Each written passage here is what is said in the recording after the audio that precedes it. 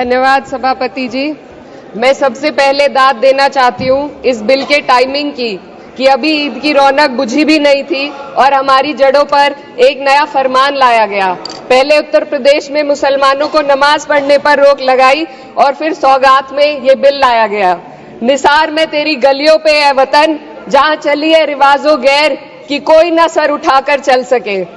मैं सभापति जी आपको ये बताना चाहती हूँ कि ईद के मौके पर एक विधवा महिला अपनी लड़की के साथ मेरे पास आई और उसने बताया कि वह एक वक्फ की प्रॉपर्टी में रहती है, वही उसके सर पर छत का काम भी करती है और उसकी रोजी रोटी भी वहीं से आती है।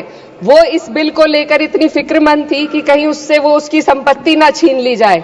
वो अकेली एक ऐसी महिला नहीं है, ऐसे लाखों लोग हैं जो वक्फ की गरीब महिलाएं जो वक्फ की संपत्ति से अपना रोजगार चला रहे हैं। और ये जो वक्फ बाय यूजर क्लॉज के हटाने से लाखों वक्फ की जायदाद अपना स्टेटस खो देंगी और लाखों लोग इसी तरीके के लोग सड़कों पर आ जाएंगे। वक्फ क्या है? वक्फ बाय यूजर क्या है? इसका ये मतलब है कि कोई जायदाद अगर सालों से दीन और भलाई के कामों के लिए इस्तेमाल हो रही हो तो वो खुद ब खुद वक्फ मानी जाएगी। हिंदुस्तान की अदालतों ने भी इस बात को तस्लीम किया है। वक्फ बाय यूजर सिर्फ वक्फ बोर्ड को ही मिली कोई खास सौगात नहीं है, ये बल्कि सभी अन्य धार्मिक ट्रस्टों को परंपरा और यूज के आधार पर बिना किसी डॉक्यूमेंटेशन के धार्मिक चरित्र को डिक्लेयर करने का राइट मिला हुआ है। भारत के संविधान के आर्टिकल 13 क्लॉज 3 में कस्टम और यूसेज को कानूनी वैधानिकता प्रदान करता है। इसी आर्टिकल से वक्फ बाय यूजर भी निकला गया है। इस बिल के कानून बनने पर वक्फ बोर्ड तो इस प्रोविजन से हाथ धो बैठेगा, लेकिन अन्य धार्मिक ट्रस्टों को यह सुविधा जारी रहेगी। इससे भारतीय संविधान के आर्टिकल 14 और 15 का सीधा उल्लंघन है, जो धर्म और जाति के आधार पर भेदभाव और कानून के सामने सभी की बराबरी पर जोर देता है।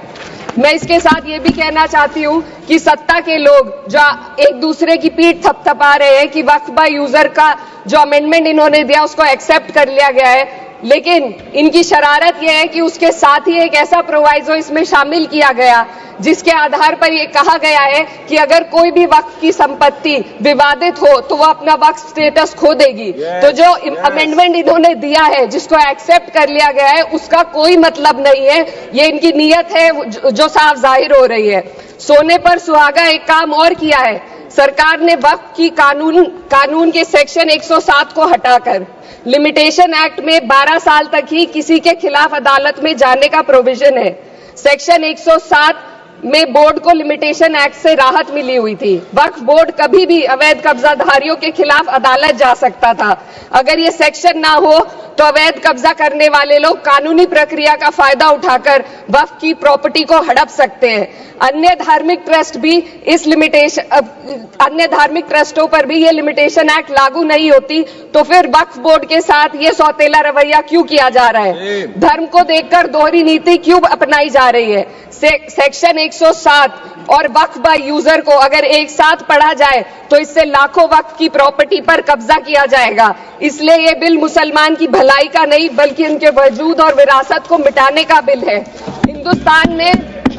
हिंदुस्तान में बहुत सारे धार्मिक ट्रस्ट हैं जिसमें उस खास मजहब के लोग शामिल होते हैं और उसका इंतजाम करते हैं, और ये बात समझ में आने वाली भी है क्योंकि जो व्यक्ति अपने मजहब के रीति रिवाज को जितना अच्छे से समझ सकता है किसी अन्य मजहब का व्यक्ति नहीं समझ सकता। आर्टिकल 26 क्लॉज 2 के तहत धार्मिक संप्रदायों को अपने मजहबी इदारों के एडमिनिस्ट्रेशन का हक देता है, लेकिन वक्फ बोर्ड के बारे में इसको उल्टा किया जा रहा है। Sir 2 minute sir please 2 minutes. सरकार इसे एक सेक्युलर बॉडी मान रही है और इसमें गैर मुस्लिमों को शामिल करने की बात कह रही है। आपके मुंह से सेक्युलरिज्म की बात सुनकर अच्छा लगा, लेकिन अगले ही पल ये भ्रम टूट जाता है क्योंकि आपको सिर्फ दान देने के लिए प्रैक्टिसिंग मुस्लिम का आपने क्लॉज डाला है, लेकिन बोर्ड में बैठने के लिए मुस्लिम होने की कोई आपकी क्लॉज नहीं है। तो इससे आपकी जो दोहरी नीति है वो साफ जाहिर होती है। ये वही सरकार है जिसने राम जन्मभूमि ट्रस्ट में ये लिख दिया कि जिला अधिकारी भी अगर होगा तो हिंदू होना चाहिए। कोई मुझे बताए कि वहां पर सेक्युलरिज्म का रस क्यों नहीं घोला गया? सर आखिर में मैं अपनी बात को खत्म करने से पहले महिलाओं का मुद्दा बार बार उठाया जा रहा है। सरकार का कहना है कि बोर्ड में मुस्लिम महिलाओं को रिप्रेजेंटेशन देंगे। इस कानून से पहले भी मुस्लिम महिलाएं बोर्ड में मेंबर रह चुकी हैं और मिनिमम 2 का प्रोविजन था, उससे ज्यादा भी हो सकती थी। सर, मैं ये कहना चाहती हूँ कि सरकार ने महिलाओं के लिए ऐसा कौन सा नया काम किया जिसका ढिंडोरा सरकार का हर सदस्य पीट रहा है। इस बात की तायीद अगर आपकी तरफ से कोई मुस्लिम महिला करती तो हम उसका यकीन भी करते, लेकिन अफसोस आपकी इतनी लंबी कतार में एक भी मुस्लिम महिला नजर नहीं आती है। सर, मैं खुद एक मुस्लिम महिला हूँ, मैं सिर्फ एक सर मैं माइनॉरिटी महिला हूँ, इस सदन में हम सिर्फ 2 महिलाएं हैं और उस नाते से मैं ये बात कहना चाहती हूँ कि इस बिल के माध्यम से मुस्लिम महिलाओं को कुछ नहीं मिल रहा है, ये हमें कुछ नहीं देना चाहते, सिर्फ टोकनिज्म हमारे नाम पर बनाकर एक नैरेटिव मीडिया में चलाना चाहते हैं। तो ये बिल मुसलमान की भलाई का नहीं, उनकी पहचान को मिटाने का है। सर, अंत में मैं बस यही कहना चाहती हूँ कि कागजों की कैद में बस नाम रह जाएंगे, वो जो हमारे थे सिर्फ दावे में रह जाएंगे। इस बिल के द्वारा मीठी ईद के जायके को कड़वा करना, यही असली सौगाते मोदी था। बहुत बहुत इस देश में 2 तरह के लोग इस वक्त संशोधन विधेयक के खिलाफ हैं। एक वैसे लोग जो अपने वोट के लिए धार्मिक मामलों का इस्तेमाल करते हैं, वो इसके विरोध में है और वो इसके विरोध में माहौल खड़ा कर रहे हैं। और दूसरे वैसे लोग हैं जिनका इस पर वक्त पर कब्जा था, वो अपने कब्जे को चंगुल से जाते हुए देखकर आज इसके विरोध में खड़ा है। क्या है भाई, क्यों विरोध कर रहे हैं भाई? इस संशोधन के विरोध का क्या कारण है? कोई कारण नहीं है। वक्फ का जो पूरा कार्यकलाप है, वक्फ का जो पूरा वर्किंग है, उस वर्किंग में तो कहीं से इस संशोधन में हस्तक्षेप करने का कोई अधिकार नहीं है।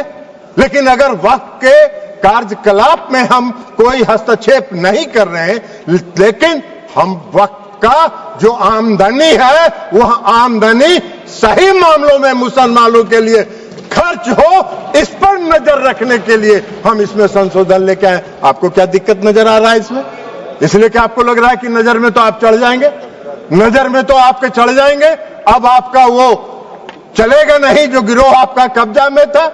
मुसलमानों के हक में काम होगा, बेहतर प्रबंधन होगा, धन के दुरुपयोग को रोका जा सकेगा और सिर्फ उसके कार्यकलाप पर निगरानी रखने का तंत्र विकसित किया जा रहा है। इसमें आपको कोई विरोध का आधार नहीं है। और ये नैरेटिव अगर आप बना रहे हैं पूरे देश में, तो अपने लाभ के लिए, अपने राजनीतिक लाभ के लिए, अपने वोट के लिए आप इसका इस्तेमाल कर रहे हैं।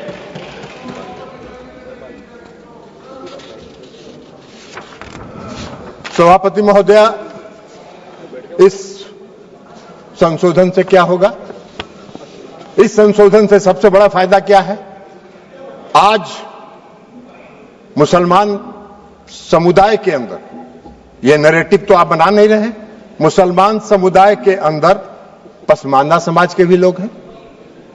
आप जरा बताइए हमको, पूरे देश भर का उदाहरण देके बताइए कि पसमानदा समाज का वक्त पर कोई है, वक्त में उसका बेचारे का कोई से है? कितनी बड़ी आबादी है पसमानदा समाज की, उसका कोई से है? आप पूरे देश में, आपके नेता, कांग्रेस पार्टी के नेता पूरे देश में चिल्ला चिल्ला के कह रहे हैं जातीय गणना कराइए, जनगणना कराइए, तो कराइए, तो मुसलमान के पसमानदा के आप खिलाफ कहां हैं? अगर उनको हक दिया जा रहा है और उनको अधिकार दिया जा रहा है। आपको बता देते हैं, आपकी सेकुलरिज्म की एक कांग्रेस पार्टी के एक नेता का कल हम देखे अखबार में एक बयान छपा हुआ है कि जेडीयू सेकुलर पार्टी है, उसको देखना है। अरे जेडीयू को और नीतीश कुमार को आपके सेकुलरिज्म के सर्टिफिकेट की आवश्यकता नहीं है, उसकी आवश्यकता नहीं है। आपको हम एक बात बता देते हैं, सेकुलरिज्म की आपकी परिभाषा है समाज को वोट के लिए बांटो, भावना की राजनीति करो और वोट लेके देश पर राज करो और राज करो। यह आपका सेकुलरिज्म का परिभाषा है। नीतीश कुमार जी का और जेडीयू के सेकुलरिज्म की परिभाषा है कि बिना कोई विवाद किए हुए काम करो, समाज के हर वर्ग के लिए काम करो। आपने तो इस देश में बहुत दिन शासन किया। आपको 1 मिनट सुनिए, जयप्रकाश जी आपको बता देते हैं। बिहार में नीतीश कुमार जी 20 साल से बिहार के मुख्यमंत्री हैं। आजादी के बाद से आपने कब तक शासन किया? कांग्रेस पार्टी ने बिहार में कब तक शासन किया? आजादी के बाद से नीतीश कुमार जी ने 20 वर्षों में मुसलमानों के हक में जो काम किया, आजादी के बाद से आज तक नहीं हुआ। क्या हुआ? मुसलमानों के लिए नीतीश कुमार जी ने तालमी मरकज बनाया, हुनर योजना चलाई। भागलपुर दंगा हुआ था, किसके राज में हुआ था? वेणुगोपाल जी आपके राज में हुआ था। क्या अन्याय किया था आपने मुसलमानों के लिए? नीतीश कुमार जी ने एनडीए के राज में भागलपुर के दंगा पीड़ितों को न्याय देने का काम किया। यह काम नीतीश कुमार जी ने किया। आपका सेकुलरिज्म की क्या परिभाषा है?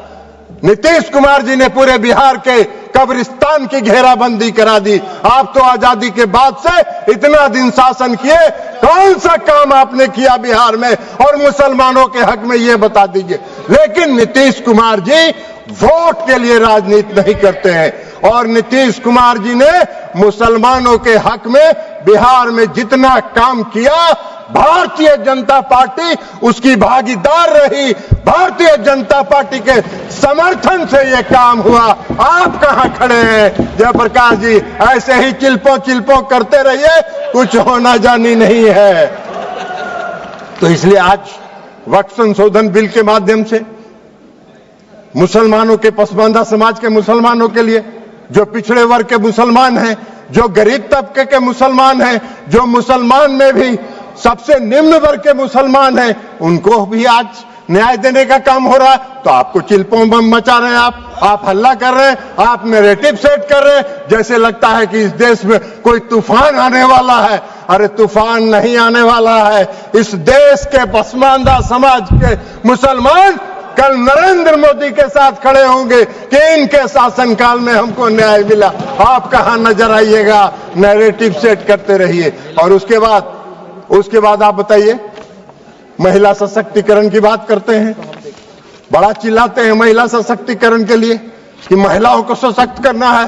कांग्रेस पार्टी महिलाओं को सशक्त करती है। अरे कहां महिलाओं को? मुसलमान समुदाय में महिला नहीं है क्या? मुसलमान समुदाय में महिला नहीं है?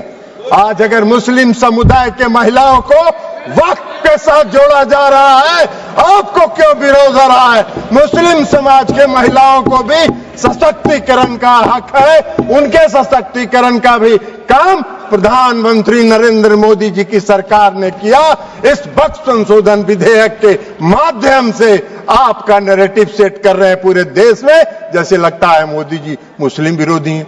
मोदी जी पारदर्शी, मोदी जी सेकुलरिज्म, जिस तरह नीतीश कुमार जी ने बिहार में सेकुलरिज्म स्थापित किया, प्रधानमंत्री नरेंद्र मोदी जी भी पूरे देश में सेकुलरिज्म को लेकर आगे चल रहे हैं। समाज के हर तबके के साथ, समाज के हर वर्ग के साथ, देश के हर राज्य के साथ एक साथ काम करके उसको विकसित करने का काम कर रहे हैं। इसलिए कि उनका विजन, उनकी सोच व्यापक है। वो विकसित देश बनाना चाहते हैं, आत्मनिर्भर भारत बनाना चाहते हैं। आप देश को संकुचित रखना चाहते हैं, देश को बांट के वोट के लिए, धर्म के आधार पर वोट को बांटना चाहते हैं।